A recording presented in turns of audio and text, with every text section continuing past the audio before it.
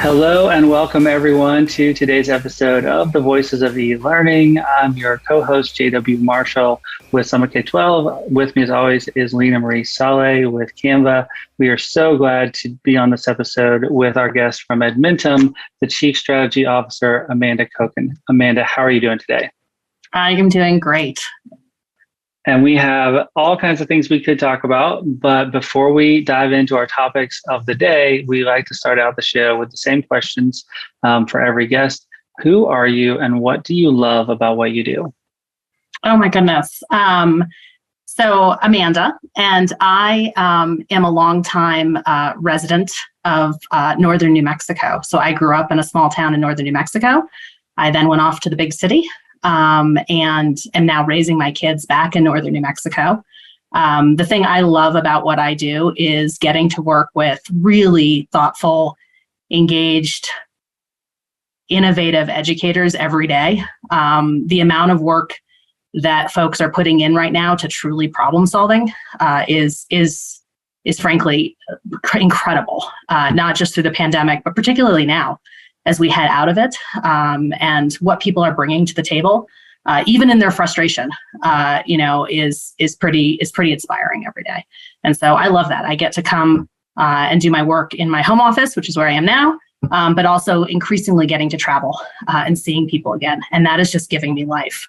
Being on the ground, being back in classrooms, being with people, at conferences it's huge. And so that's who I am, a little bit about my background, and what's given me joy right now.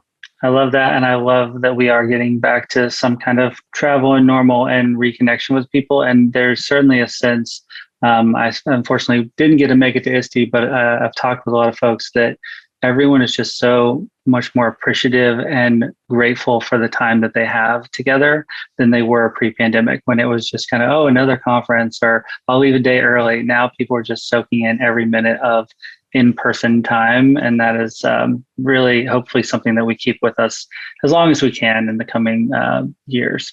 But we may talk about that and touch on that later. But first, we want to just kind of dive right in to today's topic, which will start out with virtual learning and really laying a foundation of your Edmentum's vision for what really makes quality virtual learning, and how has that evolved in the last couple of years? It's a great question. It's evolved a lot in the last couple of years, and I would say, foundationally, it's still built on the same core principles. I think one of the things we have to acknowledge up front is that when folks talk about virtual learning in the broad ether, they really have an image in their head of emergency remote, that sort of chaotic time in March where people were sent home, educators were sent home, kids were sent home, families were just told to sort of make do. And we went from room, to Zoom. And so all of the practices that folks had honed, many for decades, about how to think about classroom management and engagement and curating content and all of that was thrown onto a screen. And it didn't serve a lot of kids. In fact, it did the opposite for huge swaths of kids. And so when we think about virtual learning, I've tried very hard, and we've tried very hard in the last, particularly in the last year, to say there really is a distinction between emergency remote, some of which, by the way, went on for 2 years. In an emergency, we're not building for sustainability fashion. So it's not just about a week or two. Some of that went on for a very long time versus, truly quality virtual, which is purposely designed and thoughtful and sustainable, right? It's something that you're actually going to do as a part of permanence, either full-time or part-time, both, but it's a very different thing. And I think that's probably the biggest existential question for teaching and learning right now around virtual, is just getting very clear about what quality virtual is and what it isn't. So I think that's something that's critical. When we think about quality virtual, we actually, and this is probably a little bit of surprise, we actually don't think about it as being about the technology. The technology is not what actually differentiates. It enables it. It's a massive enabler. And it enables your ability to do a lot of things, frankly, virtually, that you can't even do in a classroom, in terms of how you engage kids and how you think about content and opportunities and access, all of those things.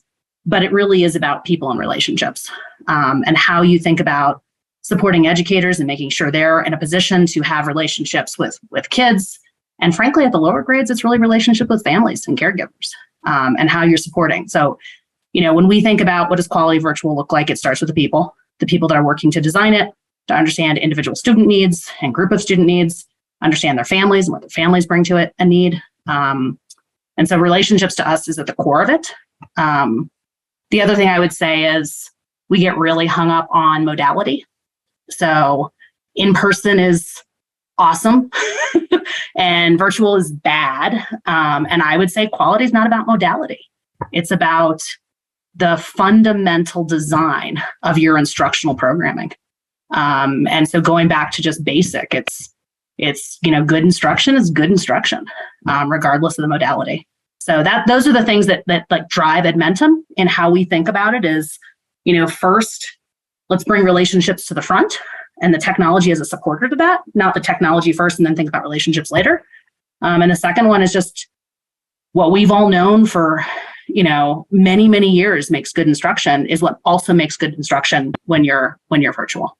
It's a very important perspective because that is the most important part is the instruction piece and not just exactly what you're saying. I think sometimes when parents or teachers or anything think about virtual learning, they're like, oh, it's that, what you said, Zoom to the room, basically. They're not really doing anything different. The practices didn't really change. What had to happen was that they had to change that instructional practice. But the virtual learning piece, you can still have was enriching conversations and relationships with students. It just has to adapt to the way that they're delivering it. So I think that brings us to the next sort of question.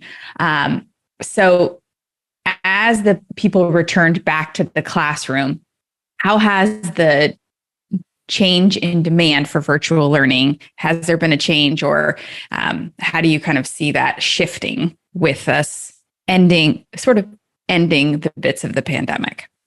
Yeah, I think some of what we're seeing now in terms of parents, and I'd say students too, because students, particularly at the high school level, have a real opinion about how they learn best and what they want to do, right? So it's parents and students. I would say, during the pandemic, I think the toothpaste that we can't put back in the tube, and I think is ultimately a positive thing, is that parents had a real window, for better or worse, into what was happening in their classrooms. If you remember back at the beginning of the pandemic, we as parents, we saw some stuff that wasn't okay, right? And we got really close to what are they working on and what are they spending their time on, and what is the culture of the classroom, if you will, on Zoom. Particularly those that, and I'm speaking specifically to those that were sort of an emergency remote. And so I think it sets the tone a bit for, there's a dichotomy that's happened. So if you the polling data, and there's all these different polls, but they basically say the same thing. If you ask parents whether or not emergency remote, was awesome, they basically say no, right? But if you ask them if they want there to continue to be virtual learning options, they say yes. And I've been asked a bunch of times, like, what do you make of that? And I think we don't give parents or students enough credit, frankly, for understanding what's going on and realizing that while that wasn't awesome, there were parts of it actually, and enough parts of it, that make them actually want to see more flexible options. Both part-time and full-time, right? So like, it's not just everybody, people that want their kids to be full-time virtual, but like they saw, rural communities, places where in their brick and mortar classroom, they actually didn't have access to particular courses. They and the ability to be flexible, as you get into high school, like kids that actually have to work, suddenly could actually be successful in high school. And I think that's what's driving something 64% in the latest poll of high school parents actually want there to be a virtual option. And so we're seeing, demand at the parent and student level for sure. And that's driving, I think, for the most innovative districts out there. And some that have been sort of backed into a bit of a corner for other reasons, but like you're seeing them say, okay, we're going to provide, 70% of them say we're going to provide at least as much virtual access, if not more, in the coming years. And I think that sort of supply demand issue around we demand this, and so there's going to be supply, and people are trying to figure out how to meet that supply. It is no longer kids that just don't feel comfortable being in the classroom because of COVID, right? Like the use case has shifted. And I think that's huge. So for us, we continue to see demand. Districts believe that somewhere between 10 and 15% of their kiddos are gonna wanna be virtual in some form, which is a massive number of children from an enrollment standpoint. And I'm curious, what was that pre-pandemic? 2 or 3%, or it was 2 or 3%. Yeah, traditionally it was 2 or 3%. I think the other thing, JW, that I think is important is, when we think of innovation, Christensen always says innovation often happens at the margins, and so that virtual learning was often for, frankly, people would say this. They'd say, well, that's for the other kids. That's for the kids that need credit recovery. That's for the kids that are homebound. That's for the kids, there's sort of these exceptional cases.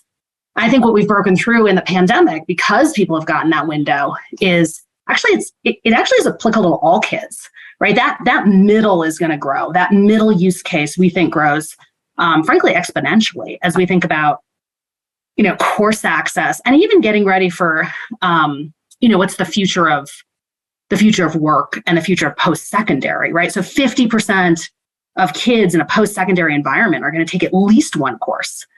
We're doing this now over Zoom. I've worked from home in a virtual job, first for a company that was in New York and now for a company that's in Minnesota for 10 years, right? I travel, I fly, it's synchronous, it's asynchronous, but it is the future of work. And so as we think about its application in K-12, particularly as you think about rethinking high school, I think the use case gets bigger and bigger. And if we try to fight it, I think we're actually holding ourselves back. And at the end of the day, we're holding our kids back. Yeah, and we don't talk enough about those students over the pandemic that really thrived in the virtual setting, that maybe were more shy or less confident, and just wouldn't speak up in class, but they felt like they had that power, and now we're making them go back when they probably didn't want to. So it's exciting to see that level of interest in the virtual options or hybrid options is really maintained at a strong level. I think my next question is going to go into effectiveness, and where's the balance between giving the market what it wants and giving the market what it needs, and are we even there yet as far as knowing what worked and what didn't work during the pandemic and where we're at now? I know it'll be constant testing and evaluation, but give us some thoughts around effectiveness of virtual learning versus the traditional, and where do you see that data taking us? Yeah, I think the data we've got to be driven by the data, for sure. I think, and I would expand what we look at in terms of data, just as a field. So how do we think about, what are the goals for an individual child? How do they get lots of at-bats at showing mastery? They get credit for what they know, but they also get to show mastery. I think a lot about, inside of a virtual learning platform, there's lots of ways to collect tons of data about, things like time on task, which can tell you where is a kid struggling or not struggling. It can tell you about course completion. The other thing it has to do is do what we don't do enough of, which is to ask kids, how are you experiencing this, right? Is this too easy, too hard? You can get a lot of data just in terms of asking kids, was this a good experience, bad? Because we know that actually, kids, in order to learn, also really need to be engaged. They need to be seen. They need to be locked in. And so there's just a lot of data I would call it the data along the learning journey. I think there's a lot we can learn still from that. I do think we as an industry have to continue to focus on making sure we understand truly, we've got really good formative assessment. We understand what the goals are for a kid, that we're constantly ratcheting up the level of instruction.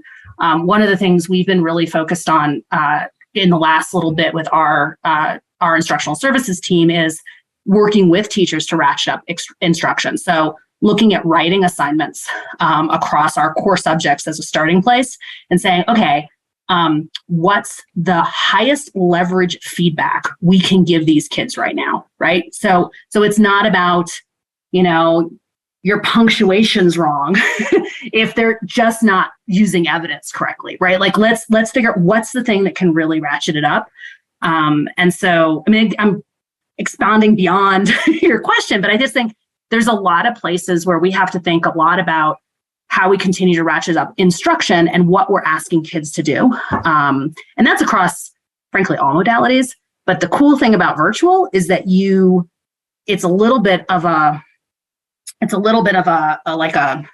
best case scenario in the sense of you really do have all this data and you really can control for like, these kids are all getting the same assignment. You know, when I spent time, I was for almost a decade, I was the chief strategy officer at an organization called TNTP, which is an advocacy and consulting organization.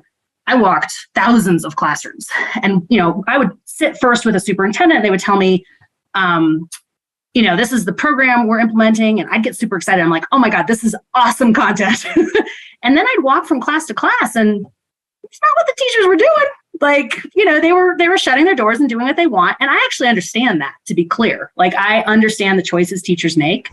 I think in a virtual environment, we get a chance to both see and understand in a much faster way what are the choices that are making and how is that leading to outcomes, both sort of traditional test scores as well as completion, as well as student engagement, and then work with teachers in a real-time basis to make sure that we're really ratcheting up the level of instruction or fixing things in our content and curriculum. So I just think we have this massive opportunity to do that. I also think we need to be very careful not to throw sort of the baby out with the bathwater. And I mean, you know, when we look at the experience and the outcomes of emergency remote, it's not good. Like, it's bad. And so we need to learn from that too, JW. Like, what was it? What didn't work? Because I think there's a lot in there that tells us about the supports that educators need to do this well, and students and families. And, you know, it's not surprising. You can't just throw people in a new modality and expect them to succeed, right? And I think it teaches us a lot about that. Yeah, and that reminds me, I think it was the New York Times, the summer of COVID hitting, had the story headline, you know, that virtual learning was a failure. It didn't work. And it was just so premature, right? It's like, come on, like we literally just transformed our entire education from room to Zoom. And 3 months later, you're going to say it didn't work. So I think that makes it. We haven't been at this that long. That's right. We haven't been at this long. And so like, there's a lot of ratcheting up that needs to happen. Yeah.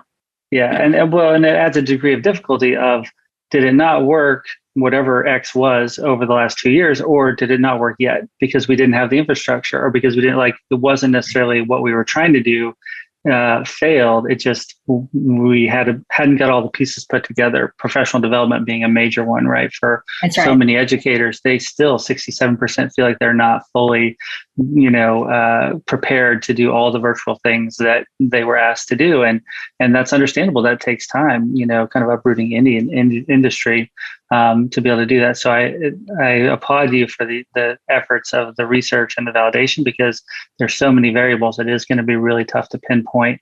Hopefully there are some things that we know, okay, this clearly didn't work, and we can avoid that because it was triage, it was an emergency. But we've talked for 2 years about the silver linings, and now we're starting to finally see some of those not just be hypothetical, but actually be in practice. So what would your opinion be on what are those silver linings that we've kind of come through the other side, and these things really did show value and we want to keep them moving forward?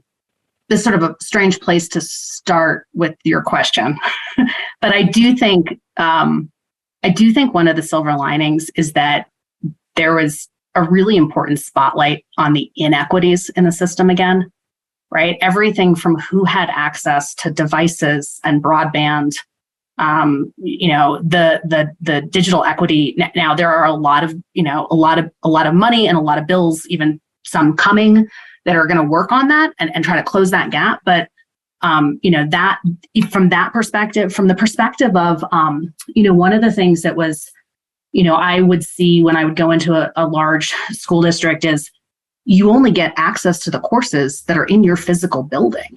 And so, equity across school districts is really unfair, right? I mean, I grew up again in rural New Mexico, northern New Mexico, and I didn't know there was such a thing as an AP course until I landed at college. And these kids were like getting, credit. And I was like, wait, what's that thing? I didn't know that was a thing, right? And so I do think one of the silver linings is having more people realize that, there is these massive inequities, that there are things we can do about it, that there is a path to operating in a way that we really give a much more even playing field in terms of access, opportunities, et cetera. I think the other big silver lining for us is it has allowed us to really think deeply.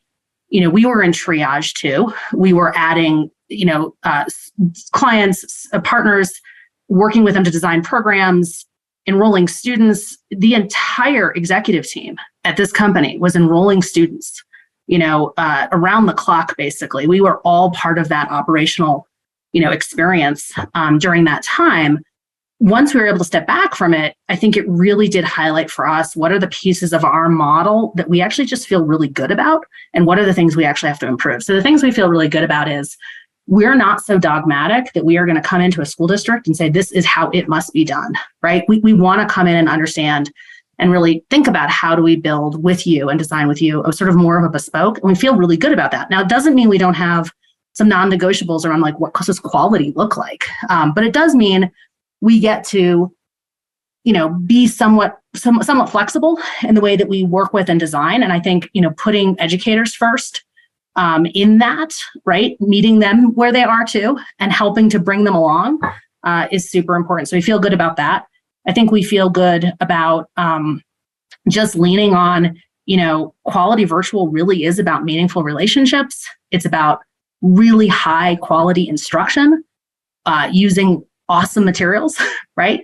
And it's about a culture focused on, back to my first point, it's about a culture that's focused on the success of like all kids, every kid, all kid are worthy of, tremendous experiences. And that brings us back to that equity point. So I think there's some sort of silver linings for us. I think also the final thing I'll say is I think people have a sense of possibility. I think educators have a sense of possibility around us that we talk to. People are starting to get like, oh, wow, I could use this, as a tool in my ecosystem. It's not a replacement. It is a thing in the ecosystem of how I think about teaching and learning. I think the more that we can get it into the muscle memory of the system instead of being in competition with it, I think that's going to be a huge win for us and for us as an industry is what I mean, as a field, and for educators too, because I think when you bring capacity to districts and to educators, it's a beautiful thing, right? It's a hard job. So to the extent we can bring capacity and think about, creatively, how do we move forward? I think you said something really important there about it being muscle memory. I think a lot of times we think that virtual learning is replacing teachers and what the teachers can do and the tools that they bring to the table. But the thing is that it's really a support, right? It's really providing a really strong foundation for them. So they're not having to go and create create really high quality content all the time and be doing that. They really get to hone in on their craft and build in on their relationships. And the virtual learning also gives you these virtual tools, give you really great data that you cannot have without it. Like you can track only so much, but the thing about it is that doesn't travel well, right? You're the only holder of the information is how it used to be. Even 4 years ago, I would want information on a student. I have to go down to the filing cabinet that's down there and sort through these big packs of paper that students have. And that's telling me this little anecdotal information of a person's idea. And sometimes the notes are, this student is basically a pain. Good luck to you. But there's no information about why are they a pain? Is it because they are having trouble at home, or is it because they're not reading? What is the real issue of that? And that's the beautiful piece about virtual learning. And even just this like massive shift that everyone had. Parents had an opportunity to see that their students were not performing at the level that they thought they might be from this one little tiny conference that you have every single year with your students. You don't really understand what is available and what's out there. And that's the important piece of it, is that it should be muscle memory. It shouldn't be this competition. It really is there to lift everybody up. And you are virtual. We're all virtual right now. We all have virtual jobs. And we're able to do that and do it well. So we have to be able to teach our students and prepare them that way for the future of work, because that's what it's going to be. It's not going to be while we're shifting back to offices and things like that. We're going to see more hybrid That's things, right. because that's just how it's going to be. It's going to be too busy to commute. The roads are going to be too, it's not efficient. It's more efficient for somebody to get up, go into their home office and be able to work and not have to spend all this time with, all their energy is focused on work. Yeah. I mean, I think one of the things you raise up there just to like tease out is, I think another silver lining, for as painful as it was, we removed a lot of barriers to innovation in that sprint. So, and two of them in particular. One of them is, we really did deploy a lot of infrastructure and a lot of devices, and so you've got close to 90% of schools now with one-to-one. I think the other thing is, from a teacher comfort with technology, it's the polling on teachers too is like 89% of them or something like that feel like I actually understand and can use technology better. And one of the things, I worked on I actually did the painful thing of rereading it, but I had done a paper on blended learning in 2014, and I reread it recently because I thought, how much do they get wrong? Which was not, we won't talk about that. There were some things I got wrong.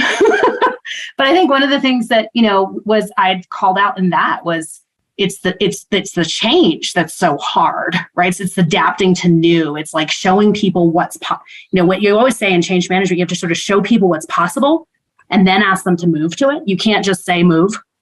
And I think in that, it reminds me that like, as people get more comfortable and as they saw it, it goes back to those parents that are like, I didn't love this, but I can kind of see where it could go.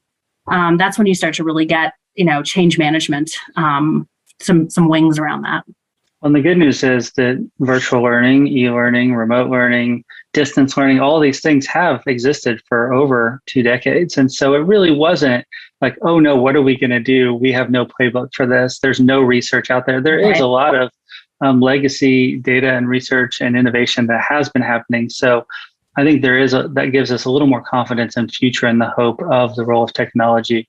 And the most exciting thing is that over the pandemic, technology moved from a supplement or an ancillary to not the core, but a major part of the core moving forward, which is really something I think all of us in the ed tech industry had been pushing for a while, that, things could be better if this was more a part of the core and not kind of an add-on of, we'll also have a lab or we'll also have some online programs, but if we really thought of it holistically. But I want to go back to what you said about being flexible in your design and giving the teachers what they need when they need it. That is a fundamental shift from the last 100 years of education, where traditional publishers of textbooks were the experts and they handed that curriculum down and they expected the teachers to conform to the book. And with the rise of state standards, that didn't jive, and there was a lot of gaps, and that created a lot more work for educators to figure out what was what. And so much of their time was sucked into that, and grading papers and all the other kind of bureaucracy that has been poured onto them. My hope, and I would love to get your take on this, is the future of teaching, right? We're in this big teacher shortage. Technology is not the silver bullet by any means, but it is, I think, maybe the great enhancer to the teaching experience and to the student learning experience. And is there a scenario where technology can come up on the educator in a way that makes teaching what it was meant to be, to make it more fun, to make it more passionate and engaging, and take off the load of a lot of the bureaucracy and the grading of the papers and the creating of content, and allow teachers to really spend one-on-one time with students, small group time, and actually be directing the learning in ways that it makes the profession more of a fulfilling job, because that's why so many teachers got into it. And then over the last decade, we've just kind of ruined them. Is there a chance that technology can help save the day in the short term, but as it kind of has, but then also more in the long term moving forward? That's a great question. I think when I talk to teachers that teach with us, I think one of the things that usually comes up in some form or another is I spend more time now with students, like actually giving feedback to kids, developing relationships that are actually fairly meaningful, right? That aren't just, I know their name and I know what their favorite like sports team is. Like they actually see them, know them, have an understanding of them as a whole person and a whole brain. And so that's one of the things that comes up, and it's not a surprise, right? Like when you look at where teachers spend their time, every time, I've done a sort of research on where they spend their time in a 40-hour week, up to 10 plus hours of that, and much of it at home is spent on content and content creation, trying to find things. It's why, Pinterest is actually one of the number one content sources for teachers. And teacher pay teachers is popular. It's because it's actually hard to do. It's hard to curate everything. It's a job on top of a job, if you will, on top of many other jobs that we've sort of laid at the feet of our teaching force. And I really do think, I remember my sister's a teacher in New York, and I remember her first years where she was and that is with curriculum, to be clear, that is being handed curriculum and still needing to figure out how to curate through it. And so, I kept saying to her, like, just make it through the first 2 or 3 years. You'll start to get routines. You'll start to get stuff that's working. I do think that's a role that technology can play, but it's not about it's not about the technology. At Edmentum, it's about the very large team of content creators and curriculum writers that we have. And our ability to do that across, what is a team of 100 versus 1, right? So our ability to create content, to make it standards aligned, to be thoughtful about, here are some places where you might want to curate in some of the stuff that you love and is makes it yours. I think is huge. And we can do that because we have the technology and the platforms that allow us to do it. I think it's a mistake to think that, again, back to my original, it's a mistake to think we hand teachers curriculum, even the most rigid curriculum, in a brick and mortar, regular sort of traditional classroom, and they just implement it song and line or whatever that, that's not how that happens. And I think that's part of it, is the curriculum. I would say the other thing that, I think is true is back to my notion of, if we can think about this as part of the ecosystem, your virtual teachers and your in-person teachers, if you will, they should be a teaching team, right? We should be thinking about how are we using paras? How are we using, folks in the building in a different way, particularly in places where they really are having a hard time attracting resources, staff in general, but frankly, very specific subject areas is what goes first, right? It's hard to get some of these subjects. If you've got 2 kids that want to take physics, probably not hiring a physics teacher. And I think that's where you can start to think about, it's not mine or somebody else's, it's a team. And how do we think about the team? So as we come to the end of our time, often on the show, we like to end on a high note. We are a half glass full kind of show. We want to bring inspiration.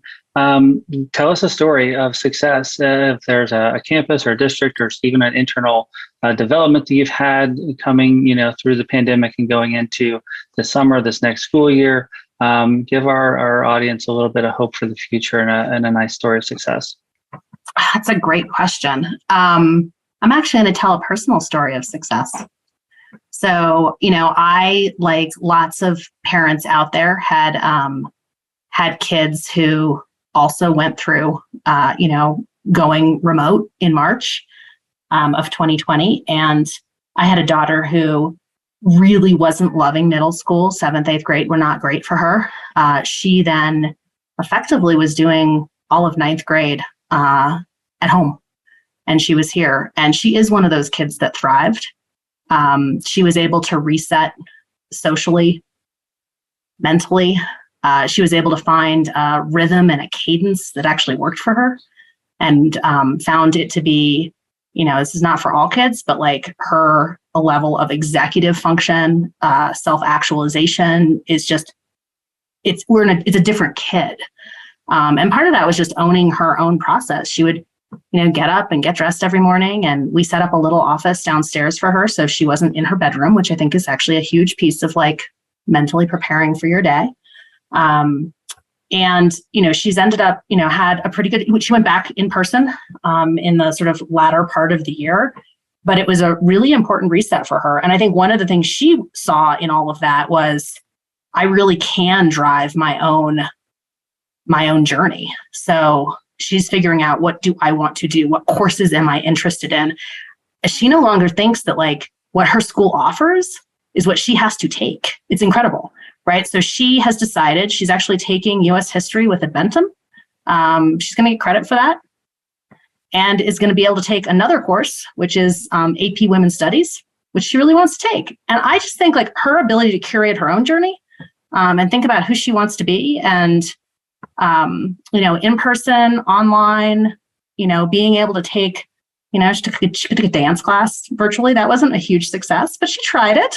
And I just think like those are the kinds of stories that I actually, like as a mom, I want those stories for all kids. I want them to feel like they are the owners of this ultimately, that they get to try some things, that they get to not be successful at some things, that things don't work out, that they get to test their resilience and learn some key skills. She's just, I feel much better sending out to the world, right? She's now a rising junior.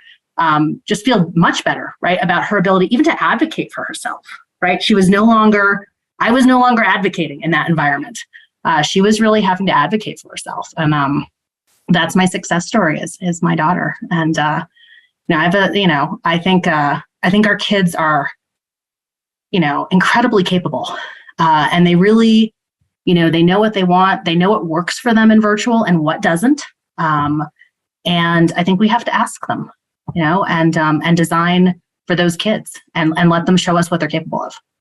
I love it. And again, we've talked about it on our show before, like the voices of eLearning aren't just ed tech companies, aren't just administrators, aren't just policymakers, but parents and students, really, Right. I think found their voice over the pandemic. And that is one of the biggest silver linings that anyone listening today in any position that you're in, we need to keep that going, because the students 100%. will rise to the occasion. They have the resiliency, and oftentimes they know more what they need than we do as adults, because they're living in this time of digital evolution in a different way than we did in our generations. And so we've got to listen. We've got to lead them, of course, but we also have to listen. So thank you for ending with that personal story. It's always, great to hear stories of school success and student success. But when it's personal, it just really brings home that the stakes have never been higher in education, and we need to really